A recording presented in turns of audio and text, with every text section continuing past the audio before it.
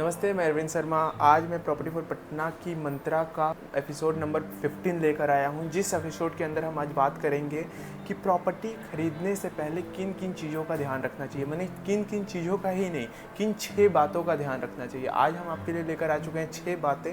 6 बातों में से हम बारी बारी करके हर एक पॉइंट को डिस्क्राइब आपको करेंगे। ज़्यादा समय नहीं लेंगे आपका, ज़्यादा से ज़्यादा 3 से 4 मिनट आपका लेंगे। देखिए, पहला पॉइंट हम रहते हैं किसी भी प्रॉपर्टी को लेने से पहले मार्केट रिसर्च। मार्केट रिसर्च की प्रॉपर्टी कहाँ की है, कैसी है, कब आएगी, कब कहाँ से क्या क्या रहेगा, प्रॉपर्टी के बारे में हर कुछ जानना। दूसरा रहेगा ROI। ROI का मतलब होता है कि क्या वो इन्वेस्टमेंट हमको दे रही है, कितना रिटर्न हमको दे रही है। आज हम जिस प्राइस में ले रहे हैं, क्या हम उसको बाद में 1 साल, 2 साल, 3 साल, 5 साल बाद जब सेल करेंगे तो क्या रिटर्न आ रहा है या क्या रेंटल आ रही है। इसको हम ROI बोलते हैं। तो इसको आपको ज़रूर चेक करना चाहिए। तीसरा जो पॉइंट होता है लोकेशन एंड डेवलपमेंट। किसी भी प्रॉपर्टी को लेने से पहले लोकेशन और डेवलपमेंट को अच्छे से समझिए कि गवर्नमेंट का कौन सा प्रोजेक्ट आ रहा है वहाँ पे, फिर प्राइवेट कौन सी प्रोजेक्ट आ रही है, क्या फुटफॉल होने वाला है उस लोकेशन पे, क्या फुटफॉल होने वाली है। मतलब एक होता है कि आने जहाँ फुटफॉल होगी वहाँ ऑटोमेटिक वो गवर्नमेंट प्रोजेक्ट आते हैं, चाहे ऑफिस यूज़ के लिए या फिर जो भी, ऑटोमेटिक वो उस लैंड का या फिर उस फ्लैट का या फिर उस एरिया का कॉस्ट आपका लगता है भागने। तो लोकेशन डेवलपमेंट आपको बहुत जानने की ज़रूरत है किसी भी फ्लैट को या फिर किसी भी प्रॉपर्टी को लेने से पहले। चौथा जो है लीगल इंक्वायरी करना। लीगल इंक्वायरी करना बहुत ज़रूरी होता है किसी भी प्रॉपर्टी लेने से पहले, चाहे हमसे लीजिए या फिर किसी से भी लीजिए। लीगली आपको इंक्वायरी करना बहुत ज़्यादा ज़रूरी होता है। कोई भी प्रोजेक्ट अगर रेरा अप्रूव्ड नहीं है तो उसका आप पेपर को अच्छे से चेक करें, उसके बाद ही प्रोसीड करें। अगर रेरा अप्रूव्ड है फिर भी एक बार चीज़ों को समझिए और आगे काम करिए। रेरा अप्रूव्ड है तो कोई कहीं से कोई दिक्कत नहीं आएगी। बोल रहे पाँचवा जो आप देखिए फ्यूचर एप्रिसिएशन। क्या फ्यूचर एप्रिसिएशन होने जा रहा है, मतलब क्या प्रॉपर्टी पहले 1 साल पहले क्या रेट था और अभी क्या रेट है और आने वाले फ्यूचर में क्या रेट हो सकता है। सराउंडिंग डेवलपमेंट, अगर डेवलपमेंट आ गया तो ये चीज़ देखना बहुत ज़्यादा ज़रूरी है। जो छठा जो है यूनिक सेलिंग पॉइंट। अगर कोई प्रॉपर्टी आप परचेज कर रहे हैं तो उसका यूनिक सेलिंग पॉइंट क्या है।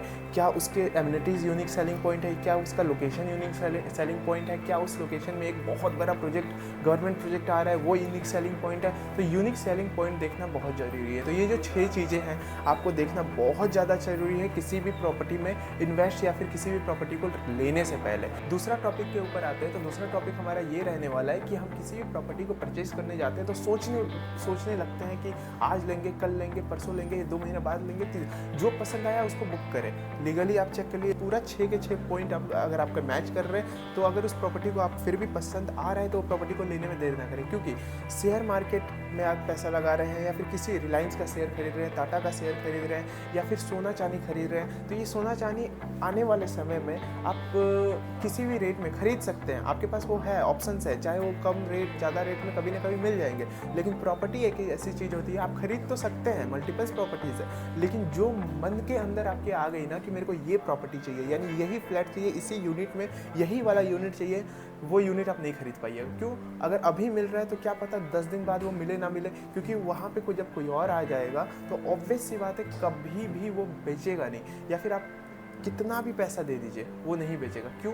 क्योंकि वो उसकी अपनी प्रॉपर्टी है। अगर उसका मन बन गया कि हमको नहीं बेचना है, इसका मतलब नहीं बेचना है। चाहे आपके पास 1 करोड़ का फ्लैट है, आप 10 करोड़ भी दे दीजिएगा तो उसको नहीं खरीद पाइएगा। तो प्रॉपर्टी एक ऐसी चीज़ है कि अगर जब भी आपको पसंद आए और वो चीज़ अवेलेबल है उसको जल्दी से ग्रैब कर लीजिए। वेट बिल्कुल ना करें, क्योंकि वो कब निकल जाए कोई ठीक नहीं है और दोबारा आप उसको चीज़ों को खरीद भी नहीं सकते हैं, चाहे आपके पास कितना भी पैसा हो।